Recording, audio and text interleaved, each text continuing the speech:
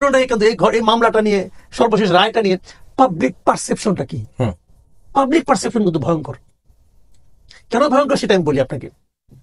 21শে November যেদিন নাকি এই মামলার শুনানি শেষ হলো, এই ডেথ রেফারেন্স এবং আপিলের ব্যাপারটা শুনানি তো হলো, ওটা যেদিন শুনানি শেষ হলো সেই দিন আমি প্রথম আলো একটা রিপোর্ট পড়লাম যে শুনানি শেষ, যে কোনো দিন রায়। এই ছিল শিরোনামটা। ওকে, আমি ওই রিপোর্টটা পড়ার পর আমি কিছু কমেন্ট পড়ছিলাম।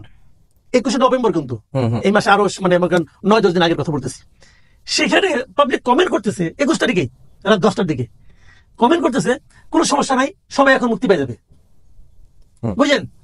এখন আর কোনো ব্যাপার না, মুক্তি পাওয়া এখন মানে এই কয়েকদিনের ব্যাপার, মানে সবাই এই ভাই বলতেছে। আচ্ছা, ওরা কি আইনের বিষয়গুলো জানতো, কি শুনানি হয়েছে না হয়েছে, এই যে টেকনিক্যাল বিষয়গুলো, এটা তো আমি আজকে শুনলাম। ওরা না বললে আমি জানতাম না। কিন্তু তাহলে এখন তারা টেকনিক্যাল জিনিস জানে না, কিন্তু তাদের পারসেপশন যেহেতু এখন আওয়ামী লীগ গভর্নমেন্ট নাই, সবাই এখন মুক্তি পেয়ে যাবে।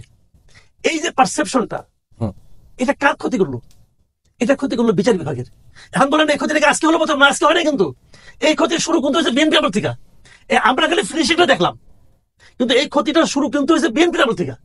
এবং যে লোকগুলি কথা লেখছে সেই লোকগুলি এখনো মনে করে, সেই লোকগুলি কিন্তু মনে করে যদি হাইপোথেটিক্যাল যদি শেখ হাসিনা ক্ষমতায় থাকতো তাই কি হইতো, তখন কি খুঁটিয়ে বিষয়টা ওনারা না বলতে পারতেন, বলতেন হয়তো ওনাদের মতো না বলতেন, উনি শুনতেন কিনা কে জানে, যে বিচারক সে তার মতো রায় দিতেন।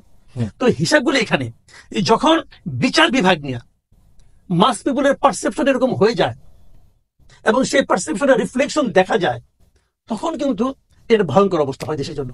আমি শেষে ফিনিশিং এর কথা বলি আপনাকে। দেখেন, সামনে কিন্তু আমরা ওয়েট করতেছি যে বিচার বিভাগের সংস্কার হবে, হবে না? সেই সংস্কার জন্য এই বিষয়টা তারা যেন ভাবেন যে হচ্ছেটা কি।